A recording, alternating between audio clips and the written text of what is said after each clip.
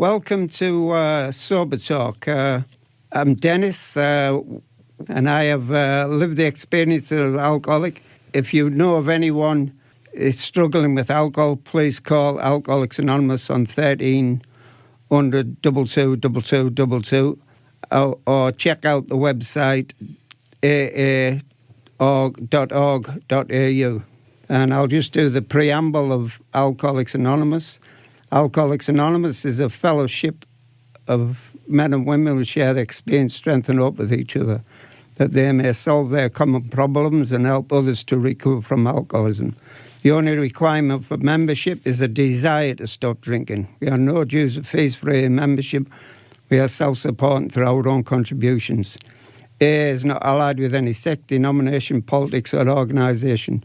Does not wish to engage in any controversy, neither endorses or opposes any causes. Our primary purpose is to stay sober and help other alcoholics achieve sobriety. My name is Ben. I'm an alcoholic, and I was a practicing alcoholic for 15 years. I started very young drinking, and I joined the Merchant Navy at 15 and a half, and I seemed to get into trouble straight away with alcohol. I came to Alcoholics Anonymous at the age of 22, and of course I didn't want to be there. That's the last place I wanted to be, but and I was in and out of Alcoholics Anonymous for 5 years. In that term, that 5-year term, I deteriorated with my drinking. It never got better; it got worse, and I was introduced to Hillcrest Hospital, Robertson House, and that was a ward that looked after or tried to help alcoholics. Most of the therapists that were there, nurses, were non-practicing alcoholics, so they could identify quite easy, and I could identify easy with them. But to no avail, I was in there 3 times, and eventually I'd start drinking again, 4 months after I left or whatever.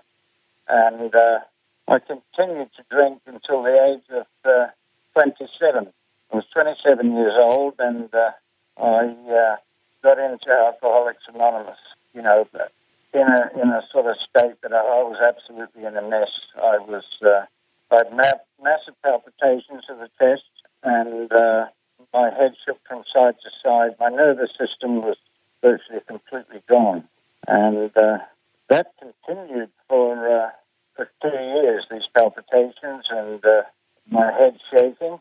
And in the meantime, I got married, and my wife said, "Why don't you go to the doctor and he'll send you to a heart specialist. There might be something wrong with your heart."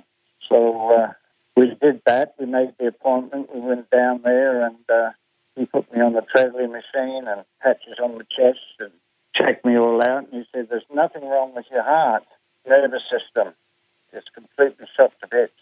And slowly but surely, that went away. But I was a real mess when I came in the last time to Alcoholics Anonymous. And, all my traveling at sea and stuff like that when I was in the Merchant Navy, I never saw anything. I'd go ashore and drink in the first bar and just absolute mess, Eventually I started missing ships, and I'd be derelict overseas, and just an absolute nightmare. And but at the age of 27, as I say, I stopped drinking one day at a time, and I haven't drank since, But I attend Alcoholics Anonymous, and I always be happy.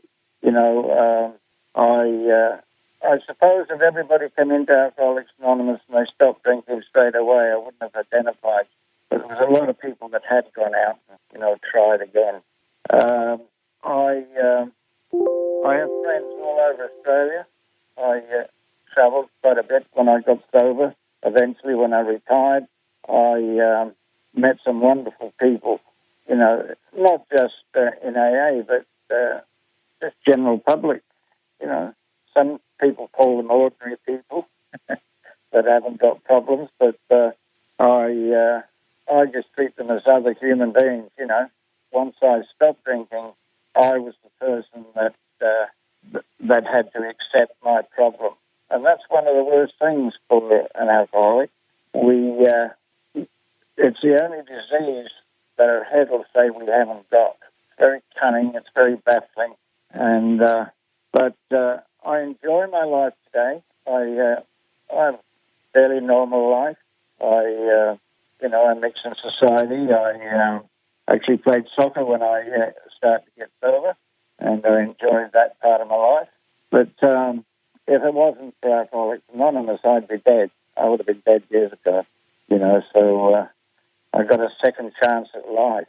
And the reason I attend Alcoholics Anonymous all the time is because there's no different. I'm an alcoholic.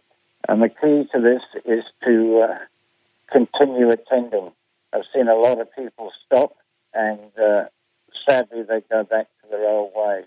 And it's pretty sad to see, really. Some you never see again, some die.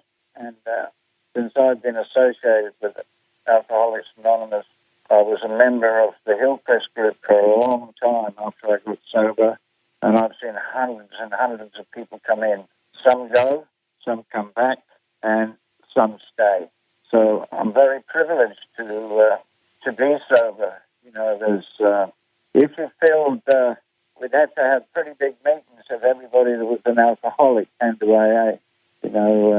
There's just millions of people with this problem. It's one of the worst problems in the world. As I say, I love going to AA. There might be other areas where people can get sober, but they seem to become, whatever they're sort of trying to do with some other step thing or whatever, they seem to become, I don't know what you'd call it. They seem to be, they get very institutionalized. They just, they don't live a normal life. So in society, people say, people don't understand. Alcoholics will say, nobody understands the alcoholic. And the only person that understands the alcoholic is the alcoholic, another alcoholic. Sadly, people try, and people are very good trying to help, but, I find that I can't, you can't go to the pub and say, look, spiritually I'm bankrupt. They'll call an ambulance for you, usually, and or they'll say, oh, he's a bit sick, that bloke, he's a bit mental, but that's one of the greatest things, and a lot of people most probably know that it started with one wanted to drink and one didn't want to drink. And one of them, his doctor told him to ring this bloke, he doesn't want to drink, and you want to drink, can you talk to him? And by the end of that conversation with that two people, the one that wanted to drink didn't want to drink, and the one that wanted to stop drinking stopped drinking. And that's how it started. Very simple, really. It's a great fellowship. If people stumble and fall, we don't discriminate against them. We don't tell them, you idiot or whatever. We welcome them back to make them feel at ease. And I remember being at meetings when I was young, and an older member would come up to me in the meeting and say to me, can you make this man, his name is Jimmy, can you make him a cup of coffee? And I'll say yes, and then he'll call me back and say, but just make it half a cup. He would have the shakes, the delirium tremens, is what they call. And I couldn't understand this half cup, but if I gave him a full cup, everybody would wear it. So I continue to go. I don't continue to go because I want to maintain my sobriety. I want to maintain my, spiritual growth through this program. It's a threefold disease. And that's, in many ways, why doctors can't help it or cure it or whatever, right? They're dealing with the physical part, getting you well, but the mental part they can't deal with. And I find that if I often people learning to be counselled, I quite often do that. I'm asked by the mental health to and through AA we need talkers at these people that have been recruited to deal with people with alcoholism. And they say, what do we do? And I said, well, the last thing you do is ask them how much they drink. If you ask them how much they drink, they'll just say, I've had a couple. And the best thing for these mental health people when they're on a course is ask what happens when you drink, not how much you drink. And if you wanted any more information, I'd say it'd be pretty hard to do, but if I could shrink you into a little needlehead and put you in my ear, into my brain, you'd know what an alcoholic was if you did that to a practicing alcoholic. You'd identify straight away because you'd be living the life with them, And it's amazing, really. It's I have lots of my friends in Alcoholics Anonymous are they're an extended family. Your loved ones might understand, but they don't understand fully. But it's better that you take your loved ones, say, to a meeting and let them listen, or they can join Al-Anon, the organisation that helps partners and children of the alcoholic. The main aim is to be able to live life happily, and I'm not saying I'm happy every day. I'd be lying if I said that, but I get through the day without having a drink. I have no thought of a drink. I haven't had for many, many years, and that's absolutely amazing, really. It's a miracle. It's a miracle that these people get up and walk, and it's really good. I will say that Hillcrest Hospital was very good. It was extremely good. It's a pity that Robertson House isn't there anymore, but maybe people will get to AA quicker without going to a rehab. That you can always look at it that way. There's a lot more advertising done now, and where it started in America, I mean, you can walk down any street in New York and talk to the second person you meet on the street and say, look, where there's any AA meeting. And they'll tell you where it is, whether they're an alcoholic or not. But it's so developed there now. It's been going for a long, long time. And it's it's really well known and it's respected, the fellowship. So I don't know how much longer I can talk. You can ask Dennis. I'm usually pretty good at talking. I go over time, but I sort of get stuck on the phone like this. Finn, what about when you were in the Navy overseas? Did you see many countries? No, I never really saw nothing. I would go ashore and hit the first bar, and that was it. I don't know how many times I've been around the world. One of the biggest cities I ever went to was Tokyo, and the ships were usually anchored out there, and barges come along to discharge. And we used to go ashore on what they call taxi boats, and I was actually, we dropped the lifeboat, and we decided we'd taxi people ashore, and I got the job of steering the lifeboat to this small wharf, and at the end of that wharf there was a little bar, and every time I'd take people ashore, I'd run up to that bar and start drinking, and then I'd go back on the boat if anybody was waiting there to go back to the ship. I started that about 9 o'clock in the morning, and I was doing it until about 10 o'clock at night, and the last board, I fell off. I fell off the lifeboat, and I was steering the lifeboat, and of course I was in the water in Tokyo Bay at night in the dark. Nobody could find me, and there's boats running around all over the place trying to find me. They got me eventually, but I used to steer ships to the harbour pilot when the harbour pilot would come on board, and we were in Singapore, and I was steering the ship to the harbour pilot. We were going out, and I collapsed over the wheel after they dropped the harbour pilot off, and the officers, luckily the officers were in the chart room, and they could hear the compass, they could hear the tick, tick, kick to the compass, and plus they could feel the boat turning. And the boat actually, by the time they got me up, shook me. We were going back to Singapore, but we weren't going the same channel. We were going across a reef. It was pretty close to having problems like that.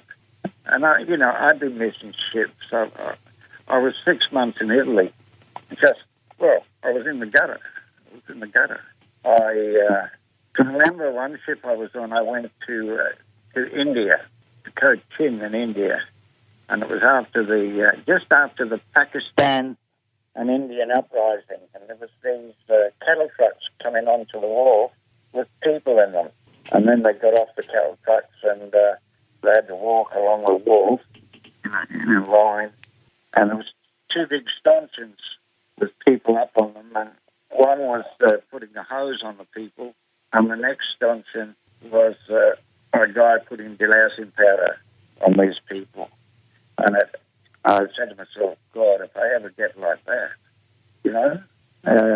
2 years later in London, I paid off a ship in Liverpool, and I went to London, and the police were scraping me off the park at Hyde Park, and they'd take you back to the police station, and they'd actually give you a shower, and they start throwing this powder over you. And when I think back, those people 2 years prior was the people I didn't want to be like. That's what happened. I came from a good home. I came from beautiful parents. I was crucifying them, and the sea life, the bloke said to me when I made a mine on one of the ships, he said, if you want to stay in this career, you've either got to cut your drinking down. If you can't do that, you've got to stop altogether or leave, because you'll end up with nothing. And that was very true. I ended up with nothing with my sea career, and I was on good money. I was earning far more money than my father was earning. He was a carpenter here. But the ships,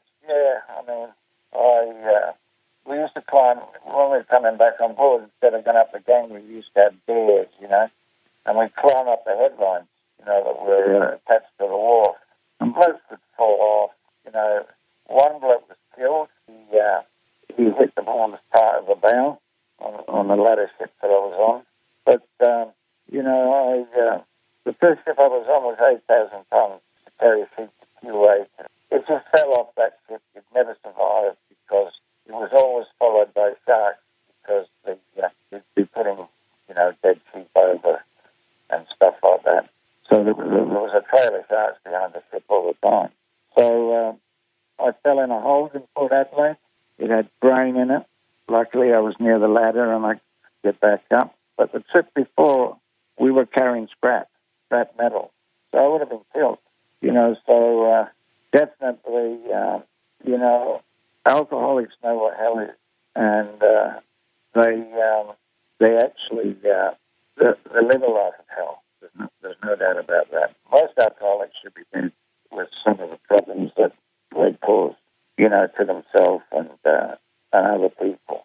So it could get very mentally bad, especially for family. I lived in Elizabeth Vale, and my mother used to walk out of the house in a nightdress and follow the path of the creek in Elizabeth Vale, and she'd be calling my name out. My father and, by that time, another member to look for her. So many times when I'd come home, I never knew where my mother was at home or whether she was dead, because I never wrote letters, nothing. I went away once for 2 years, and my parents never knew where I was. I was the only child. I put them through hell. And, see, they lived through it, and I drank through it. So I was getting oblivion all the time. I'd go into blackouts. Sometimes I'd come to out of these blackouts, walking around just like any normal person. And, I'd lose days, absolutely days. I was in a hotel once in Port Adelaide. Well, it was more than once. But I came to, I was standing at the bar, came out of this blackout, and I said to myself, it was summertime, I knew that, and is it morning or is it night? the way the nights are a little bit longer, you know, in the summer. And I didn't know. So being a genius as an alcoholic, you know, I said to myself, well, if it gets dark, it's night. If it stays light, it's day.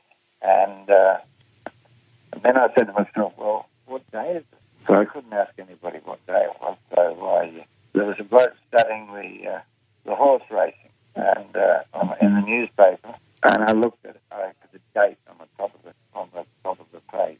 So that's the way it was. You know, if an alcoholic goes, a practicing alcoholic goes on holiday, they don't think when they come home they forget most of the stuff they did. You know, it's terrible, really. So I haven't got a great deal more to say, and I'm very privileged to be able to do this. I think it's a wonderful thing, this radio channel. Even if you help one, you've succeeded. You've done it. You know, many people try and help, but even if I got one, you know, that was pretty good. So, that's about it. I don't think I can say anymore. Okay, not a problem. Thank you very much, too. Welcome back. We have a number of local meetings in the area. There's a meeting every night in the Salisbury area. There's one Monday night meeting at Gawler at 8 p.m. Tuesday, Elizabeth East at 8 p.m. Wednesday, Elizabeth East at 8 p.m. Thursday at 2 Wells at 8 p.m. Friday in Salisbury at 8 p.m. Saturday at Davron Park at 12 o'clock. Sunday in Salisbury at 7 p.m.